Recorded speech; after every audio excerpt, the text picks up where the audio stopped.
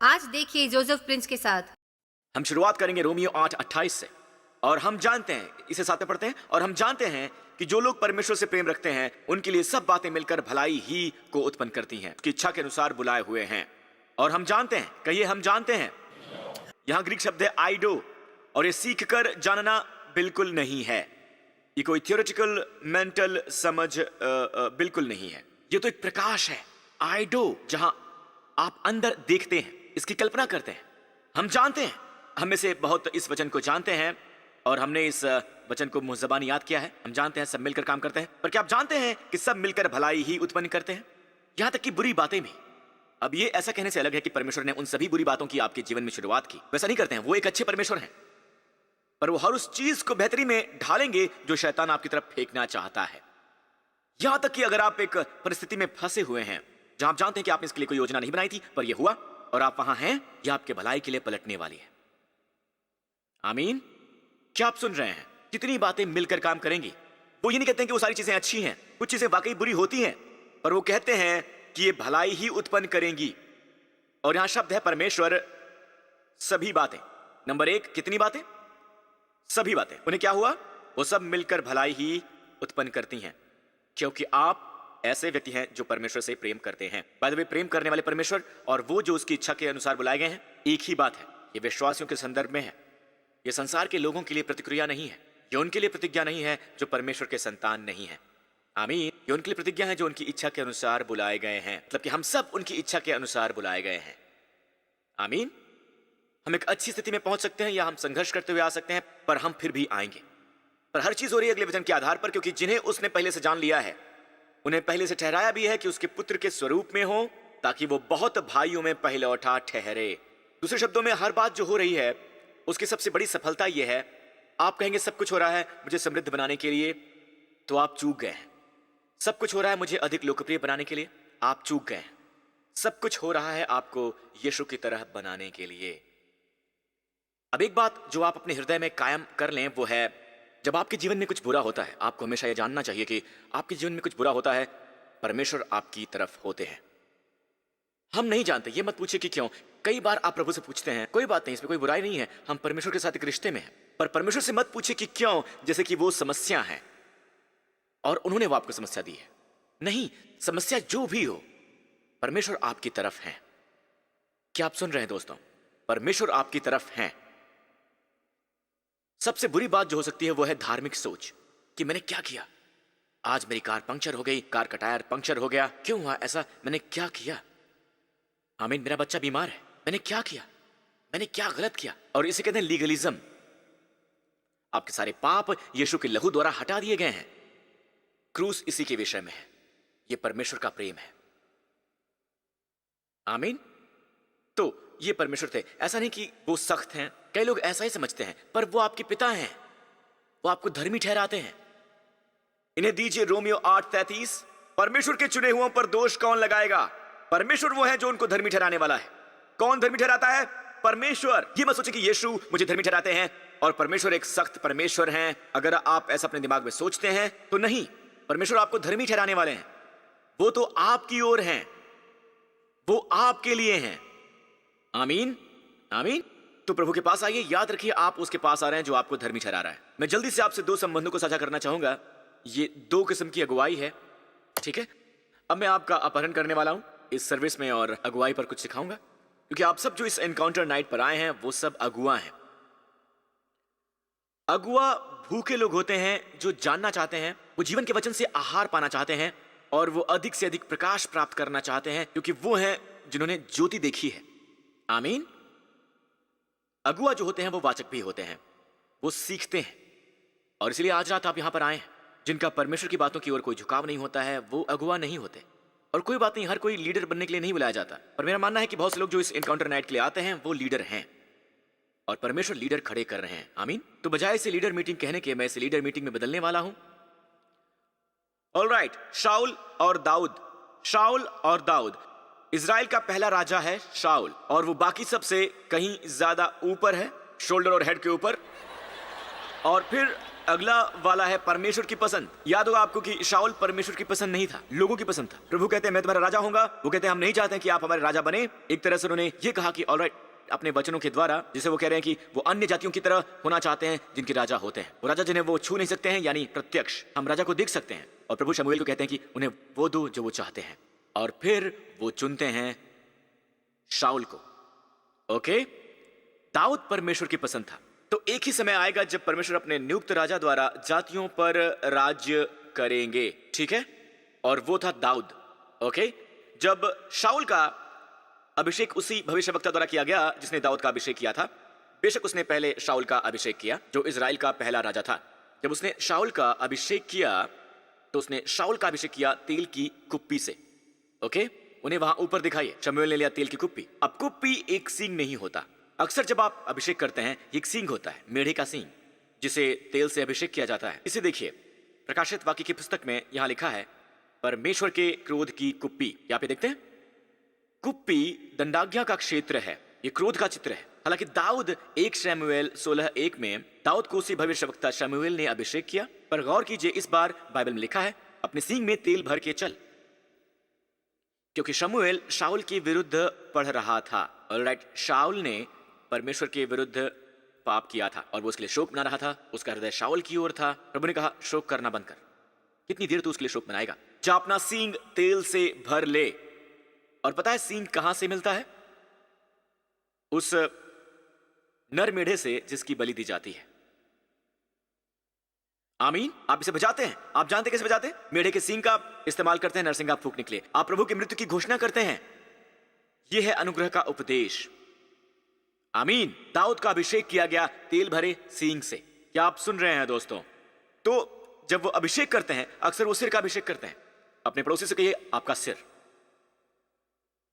Okay, ये आपके शरीर पर नीचे आएगा पर हमेशा आपका सिर होता है। इसका मतलब है आपकी मानसिकता। तो शाऊल की कुप्पी वाली मानसिकता है। जी हाँ, ये कुप्पी वाली मानसिकता है। और कुप्पी वाली मानसिकता का मतलब क्या है? उसकी मानसिकता है क्रोध की, दंडाज्ञा की।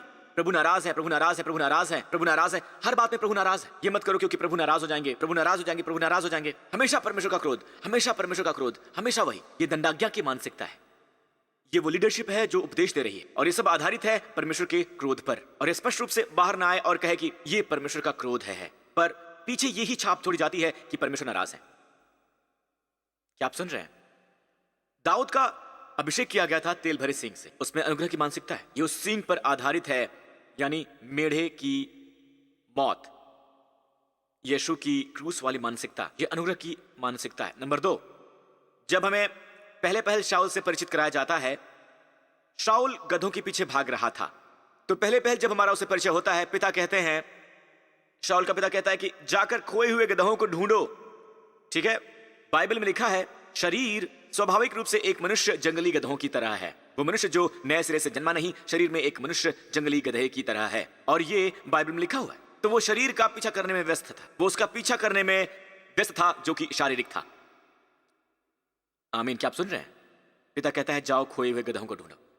जब दाऊद का राजा शाऊल से परिचय कराया गया, पहली बार वो इस संदर्भ में था कि गोलियत इजराइल के लोगों को चुनौती दे रहा है। गोलियत इजराइल के लोगों को, आपको याद है? और दाऊद को उसके पिता ने इला की घाटी में भेजा था क्योंकि उसके भाई वहां थे सेना में। तो पिता कहता कि पनीर लाओ, रोटियां लाओ, और वो लाता है तला हुआ किशमिश और क्या कहते हैं ब्रेड, और उसके हाथ पूरी तरह से भरे हुए थे। और यीशु आया भरे हुए हाथों से जिसे पिता ने भेजा था, बहरों के कान खोलने, कोढ़ियों को शुद्ध करने, मुर्दों को जिलाने के लिए। उसके हाथ भरे हुए थे जीवन की रोटी से भरे हुए। तो वो आया और उन भाइयों में से एक ने देखा और भाई कहता है, चलिए चलते हैं कहानी पर। तब उसका बड़ा भाई एलियाब सुन रहा था और एलियाब दाऊद से बहुत क्रोधित होकर कहने लगा, तू यहां क्यों आया है और जंगल में उन थोड़ी सी भेड़ बकरियों को तू किसके पास छोड़ आया है? तेरा अभिमान और तेरे मन की बुराई मुझे मालूम है, तू तो लड़ाई देखने के लिए यहां पर आया है। एलियाब ने खुद को एक्सपोज कर दिया उन भेड़ों को, यह कहकर जिनकी दाऊद देखभाल करता था। क्या कहकर? कुछ भेड़ें। क्या आप ये देख रहे हैं? तो हालांकि आप पास्टर्स, लीडर्स, चाहे इसका कोई फर्क ना पड़ता हो, आप हजारों में नहीं हैं, आप कुछ ही लोग हैं और वो पिता की भेड़ें हैं। पिता की भेड़ों का झुंड, और आप उन्हें कुछ भेड़ों के रूप में देखते हैं। तुम उन कुछ भेड़ों को छोड़कर क्यों आए हो? दाऊद ने कभी इस भाषा का इस्तेमाल नहीं किया। दरअसल उसी अध्याय में जब दाऊद का साक्षात्कार राजा शाऊल लेता है, शाऊल उसके बारे में पूछता है, तेरा दास, दाऊद ने शाऊल से कहा, तेरा दास, जी हां, तेरा दास अपने पिता की भेड़ बकरियां चराता था, और आप सब जो यहां न्यू क्रिएशन चर्च में हैं, आप मेरे पिता की भेड़ें हैं। आमीन, आप पिता की भेड़ें हैं। तीसरी बात हम शाऊल में ये देखते हैं कि शाऊल, पता है मुझे थोड़ी चिंता है, क्योंकि जब हम चर्च में लीडरशिप के उपदेश को देखते हैं तो ये उससे बिल्कुल विपरीत है जो मेरे ख्याल से परमेश्वर चाहते हैं कि हम देखें। उनकी योजना, उनका ब्लूप्रिंट लीडरशिप के लिए, परमेश्वर का लीडरशिप के लिए ब्लूप्रिंट कभी भी ये नहीं होता कि देखें कि कौन अच्छा है और फिर उसे चुनें। पौलुस ने तीमुथियुस से कहा, वो बातें जिनका तुमने मुझे उपदेश देते सुना है, समर्पित हो, वफादार लोगों के प्रति, प्रतिभावान लोगों के प्रति नहीं, काबिल लोगों के प्रति नहीं, वरदान प्राप्त लोगों के लिए नहीं, पर वफादार लोगों के लिए, वफादार लोगों के प्रति समर्पित हो जो सिखा सकें। सिखाना वफादारी के बाद आता है। उन वफादार लोगों के प्रति समर्पित हो जो दूसरों को सिखा सकें। इसी तरह लीडरशिप बढ़ती है। वफादार लोगों को ढूंढें, चाहे उनमें हुनर ना भी हो। जितना ज्यादा आप उन पर भरोसा रखेंगे, जितना ज्यादा आप उन पर भरोसा करेंगे, परमेश्वर वरदान दे सकते हैं। पर आज चर्च टैलेंट तलाशता है, वो तलाशते हैं वरदान को। चलिए देखिए शाऊल ने क्या किया। बाइबल में लिखा है 1 शमूएल 14 में, और शाऊल जीवन भर फलिश्तियों के साथ संग्राम करता रहा। शाऊल अपने जीवन भर, अब ये एक बयान है, ये ओवरव्यू है शाऊल के जीवन का। जीवन भर फलिश्ती इजराइल के विरुद्ध लड़ रहे थे। जब जब शाऊल को कोई वीर और अच्छा योद्धा दिखाई पड़ा, उसे उसने अपने पास रख लिया। देखा आपने, वो बहादुर लोगों की तलाश कर रहा था, वो वीर पुरुषों को तलाश रहा था, वो टैलेंट को तलाश रहा था। वो देखता है और उस व्यक्ति को भर्ती कर लेता है। क्या आप देख सकते हैं? दूसरी ओर दाऊद, क्या आपको दाऊद याद है? बाइबल कहती है कि दाऊद ने इस तरह लोगों को भर्ती किया। 1 शमूएल 22, और दाऊद वहां से चला और अदुल्लाम की गुफा में पहुंचकर बच गया। बाय द वे, मैं वहां पर गया था। मेरा लाइव इन इजराइल सीरीज में एक उपदेश इस गुफा के भीतर से ही है। आप मुझे उस गुफा के अंदर से उपदेश देते हुए देखेंगे। आमीन। और ये सुनकर उसके भाई वरन उसके पिता का समस्त घराना वहां उसके पास पहुंचा, और जितने भी संकट में पड़े हुए थे, और जितने भी ऋणी थे, और जितने भी उदास थे, वो उसके पास इकट्ठे हुए। वो एक रैलिंग पॉइंट बन गया। सब लोग वहां उस गुफा में इकट्ठे होने लग गए।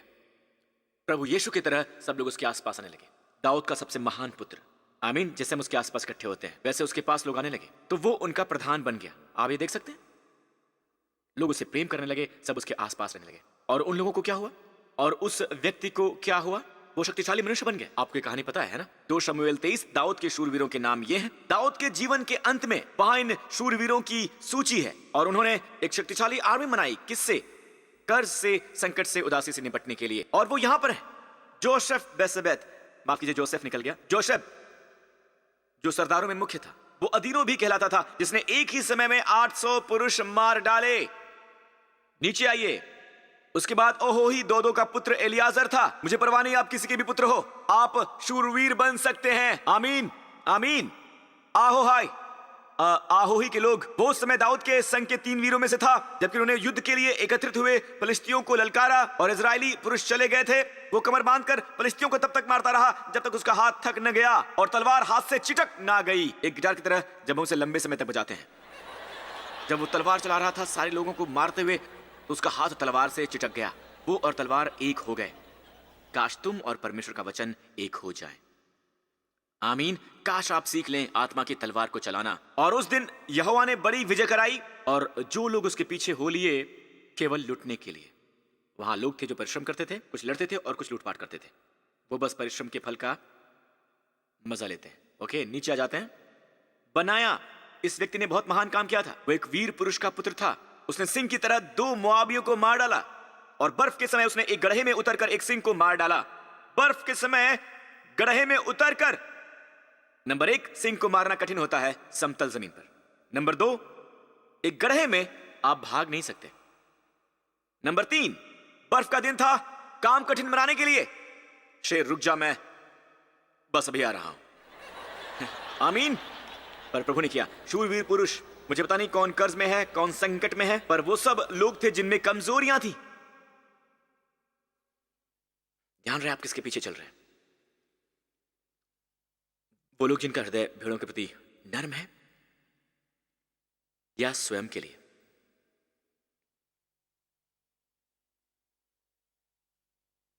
अंतिम बात यह है जो मैं आपको दिखाना चाहता हूं। अभी हमने देखा शाऊल शूरवीरों को चुन रहा था, राइट? उन शूरवीर पुरुषों का क्या हुआ? जो भी शूरवीर होता था, बहादुर होता था, उसे अपनी सेना में वो भर्ती कर लेता था, ठीक है? अब इसकी ओर देखिए। और कितने इब्री यर्दन पार होकर गाद और गिलाद देशों में चले गए, परंतु शाऊल गिलगाल में ही रहा। और सब, जी हां, सब थरथराते हुए उसके पीछे हो लिए। अब यहां देखिए, शाऊल की उपस्थिति में सब लोग कमजोर हो गए। दाऊद की उपस्थिति में कमजोर लोग मजबूत हो गए और बलशाली हो गए। मेरे उपदेशों में एक शिक्षा है जिसका नाम है ग्रेस फॉर लीडरशिप, जहां मैंने बात की है कि जहां बलशालियों का हृदय महान राजा की ओर था, वो है हमारे प्रभु यीशु, दाऊद के सबसे महान पुत्र। उनका हृदय राजा के प्रति है। पर मैं इसकी बात करता हूं कि वहां कितने हैं जो राज्य के लिए लड़ाई करते हैं, और वहां लोग हैं जो राज्य के लिए काम करते हैं। वहां वो लोग हैं जो राजा के लिए काम करते हैं। वहां वो लोग हैं जो लड़ते हैं और क्षेत्र हासिल करते हैं, और वहां वो लोग भी हैं जो लड़े नहीं हैं पर वो सुनते हैं कि राजा को पानी चाहिए, तो वो शत्रु की सीमा को तोड़कर अपनी जान जोखिमों में डालकर पानी लेकर आते हैं, बस उन्हें कुछ देने के लिए, जो कि आज्ञा भी नहीं थी। वो कोई आज्ञा नहीं थी, वो बस राजा की इच्छा थी। ये सब मेरी शिक्षा में है। चले चलते हैं वापस जहां से हमने शुरुआत की थी, रोमियो 8 से। रोमियो 8, क्या अब तक आपने कुछ सीखा है दोस्तों? आमीन। तो यहां रहा वो रोमियो 8, यहां लिखा है। तो हम इन बातों के विषय में क्या कहें? जब आप ये जान लें कि नंबर 1 के पास सही शिक्षा है, क्योंकि आपके लिए कहना मुश्किल है कि हम क्या हैं, उससे जो मैं यहां कहने वाला हूं, हम उन बातों के बारे में क्या कहें जो हमारे विरुद्ध हों। दरअसल 3 वचन पहले वहां बात की जाती है कि हम जानते हैं कि सब बातें मिलकर भलाई ही उत्पन्न करती हैं, ठीक है? वो हमारी भलाई के लिए काम कर रही हैं। अब हम इन बातों के विषय में क्या कहें? बुरी बातें हो रही हैं, वो हमारी भलाई के लिए काम कर रही हैं। इसलिए हम ये कहते हैं कि अगर परमेश्वर हमारी ओर हैं तो हमारे विरुद्ध कौन हो सकता है? अब मैं इसी वक्त कुछ ऐसा कहना चाहता हूं जो सचमुच आपको आशीष देगा, क्योंकि मेरे ख्याल से शायद मैंने पहले भी ये कहा है, पर मैं सचमुच ये कहना चाहता हूं कि आप ये समझ लें। हम इसे कई हवाला देते हैं कि अगर प्रभु हमारे ओर हैं तो फिर हमारे विरुद्ध कौन हो सकता है। मैंने इस शब्द को तलाशा है, कौन, क्योंकि आत्मा में मैंने ये महसूस किया है कि प्रभु हमसे कह रहे हैं कि ये बस कौन नहीं है, यह है क्या आपकी राहों में जो भी आए, यह आपके विरुद्ध नहीं हो सकता, यह आपके विरुद्ध काम ही नहीं कर सकता अगर परमेश्वर है आपके लिए। तो मैंने इस शब्द टिस को खोजा। टिस ग्रीक शब्द है कौन और क्या के लिए। जब आप ये शब्द ढूंढ लेते हैं कौन और क्या, तो ये है ग्रीक शब्द टिस। ओके, जानते हैं क्या? जानते हैं क्या? क्या टिस से अनुवादित हुआ है 260 बार? कौन टिस से अनुवादित हुआ है 102 बार? बस यही। यानी कि क्या टिस के अनुवाद में कहीं ज्यादा इस्तेमाल हुआ है कौन की बजाय। बेशक इसमें कौन भी शामिल है, इसमें कौन को भी शामिल किया गया है, पर दरअसल यह है कि आपके विरुद्ध क्या हो सकता है, आपके विरुद्ध क्या आ सकता है। बीमारी, आर्थिक अभाव, आपके आलोचक, आपके विरुद्ध क्या आ सकता है। यदि परमेश्वर आपके लिए है तो आपके विरुद्ध क्या आ सकता है। अगर मैं इस धारणा से शुरू करूं कि आप ग्रहण करें शाऊल से या शाऊल की मिनिस्ट्री से एक किस्म की शिक्षा, और आप कहते हैं हां परमेश्वर अनुग्रही हैं, ऑल राइट, पर यह सब उस पर निर्भर है कि हम कैसे व्यवहार करते हैं। प्रभु अनुग्रही हैं, पर जबकि अनुग्रह के लीडरशिप की मानसिकता हमेशा यही होती है, अगर आप अनुग्रह को सुन रहे हैं तो यह आपको इस पर विश्वास करने की बुनियाद देती है कि परमेश्वर हमारे लिए है। जब बुरी बातें होती हैं तो आप ये जानना चाहते हैं कि क्या हम इससे कुछ सीख सकते हैं। हां, बेशक सीख सकते हैं, पर कभी भी आपकी मानसिकता नहीं रही कि परमेश्वर इस समस्या के पीछे है, क्योंकि वो मेरा न्याय कर रहे हैं उसके लिए जो मैंने किया है। ये शायद आप ना कहें, पर आपको एहसास होता है। और आपने शाऊल के शिक्षा के मिनिस्ट्री को ग्रहण किया है। शाऊल की वो तेल की कुप्पियां उड़ेल रहा है जो दंडाज्ञा देती है बजाय तेल के सींग के। जी हां, क्या आप सुन रहे हैं दोस्तों? अगर मैं इस वचन पर सीधे आ जाऊं बिना अनुग्रह की बुनियाद डाले, तो आप सोचेंगे कि क्या हो अगर परमेश्वर हमें दंडित कर रहे हो। प्रभु अब आपको और दंडित नहीं करते हैं, आपको अनुशासित करते हैं। जी हाँ, फिर भी वो आपकी भलाई के लिए ही आपको अनुशासित करते हैं ताकि आपको जीवन मिले। और क्या अनुशासित नहीं करते हैं? दुर्घटनाएं और बीमारी, क्योंकि हम मानते हैं कि हम जिएंगे मरेंगे नहीं। कुछ लोग कहते हैं कि खैर वो मनुष्य दुर्घटना में मरा, तो भला परमेश्वर उसे क्या सिखा रहे हैं?